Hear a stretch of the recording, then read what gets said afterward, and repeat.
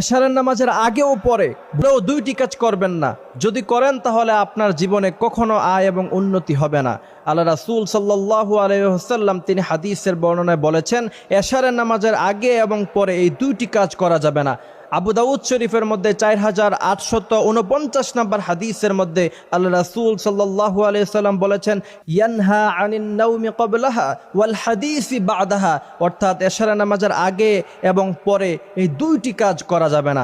যদি করেন তাহলে আপনার সংসারে কখনো আয় এবং উন্নতি হবে না। আমার ভাইয়েরা, সেই বিষয়টি হচ্ছে আল্লাহ রাসূল সাল্লাল্লাহু আলাইহি ওয়াসাল্লাম বলেছেন, কেউ যাতে মাগরিবের পরপরই এশারের নামাজের আগে যাতে কেউ কখনো ভুলেও যাতে ঘুমিয়ে না যায়।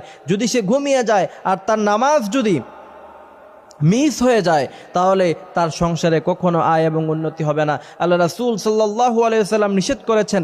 গ্রামে এবং গঞ্জে দেখা যায় মাগরিবের পরপরই মানুষ ঘুমিয়ে ফেলে, কারণ সারাদিন অনেক